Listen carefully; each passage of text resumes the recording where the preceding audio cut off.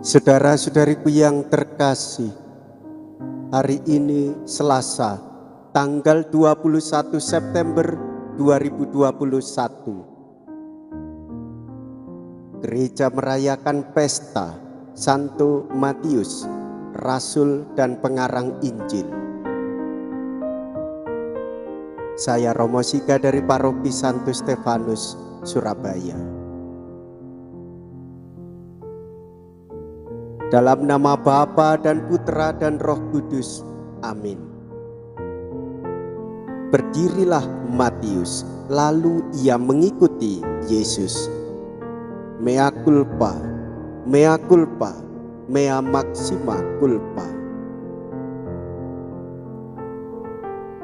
Marilah kita berdoa. Allah Bapa yang Maha Murah, kerahiman-Mu tiada taranya. Santo Matius, pegawai pajak, telah Kau pilih menjadi rasul dan kelak juga menjadi pengarang Injil-Mu. Semoga kami dikuatkan oleh teladan hidupnya dan dibantu oleh doa permohonannya. Sekarang pun bangkit mengikuti Engkau dan mengikat diri padamu dengan hati yang teguh. Dengan pengantaraan Kristus Tuhan kami, yang bersama dengan Dikau dan Roh Kudus hidup dan berkuasa kini dan sepanjang masa. Amin. Tuhan bersamamu dan bersama rohmu. Inilah Injil suci menurut Matius. Dimuliakanlah Tuhan. Matius bab 9 ayat 9 sampai dengan ayat 13. Pada suatu hari, Yesus melihat seorang yang bernama Matius duduk di rumah cukai. Lalu Yesus berkata kepadanya, "Ikutlah aku." Maka berdirilah Matius lalu mengikuti dia. Kemudian ketika Yesus makan di rumah Matius, datanglah banyak pemungut cukai dan orang berdosa dan makan bersama-sama dengan dia dan murid-muridnya. Pada waktu orang Farisi melihat hal itu, berkatalah mereka kepada murid-murid Yesus, "Mengapa gurumu makan bersama-sama dengan pemungut cukai dan orang berdosa?" Yesus mendengarnya dan berkata, "Bukan orang sehat yang memerlukan tabib, tetapi orang sakit. Jadi pergilah dan pelajarilah arti firman ini. Yang ku kehendaki ialah belas kasihan dan bukan persembahan. Karena aku datang bukan untuk memanggil orang yang benar, melainkan orang berdosa." Demikianlah sabda Tuhan. Terpujilah Kristus. Saudara-saudariku yang terkasih, gereja merayakan pesta Matius, seorang rasul, dan dia juga seorang penulis Injil Tuhan kita Yesus Kristus. Matius anak dari Alfeus, ia berasal dari Galilea. Ia bekerja sebagai seorang pemungut cukai. Pada waktu itu seorang pemungut cukai dikenal sebagai orang yang memiliki jabatan tidak bersih.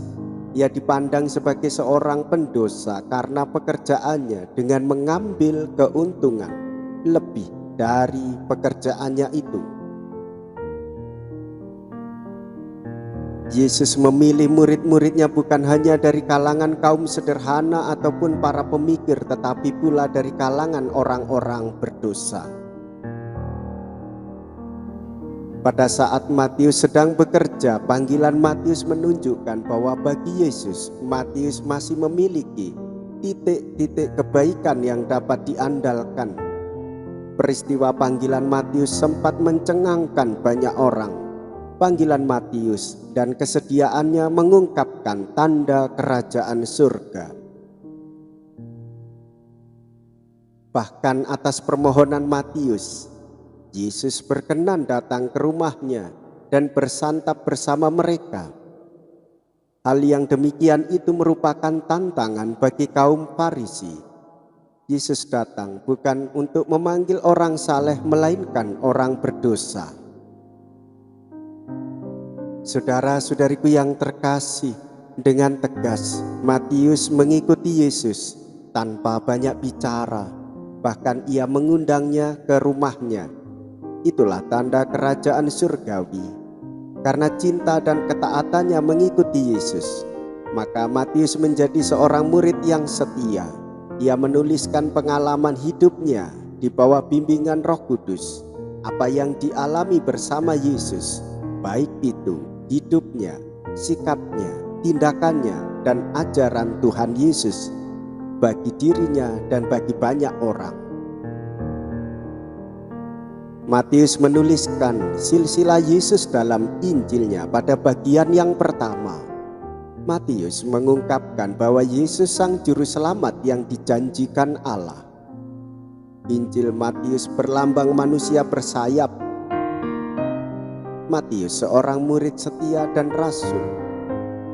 Ia meninggal sebagai seorang martir di Persia ketika ia sedang mewartakan kabar sukacita Injil Yesus Kristus, Kerajaan Allah.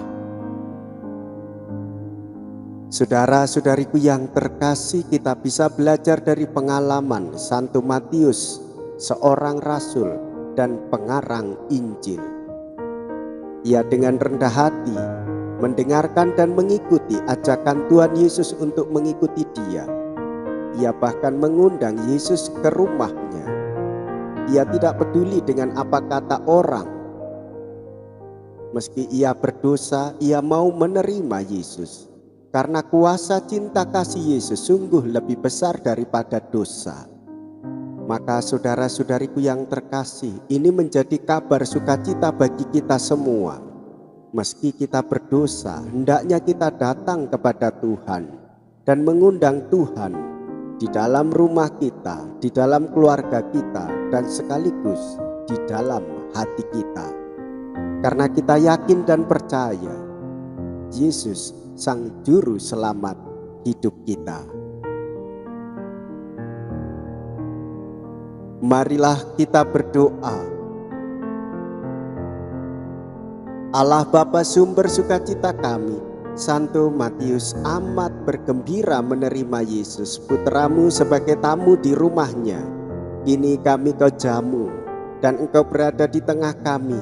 Kami bersyukur kepadamu karena putramu datang bukan untuk memanggil orang saleh, melainkan orang-orang berdosa supaya selamat. Sebab dialah Tuhan dan pengantara kami. Amin. Tuhan beserta kita sekarang dan selama-lamanya. Semoga Allah yang Maha Kuasa memberkati saudara-saudariku sekalian, Bapa dan Putra dan Roh Kudus. Amin. Saudara-saudariku yang terkasih, pergilah, ibadat sabda sudah selesai. Syukur kepada Allah.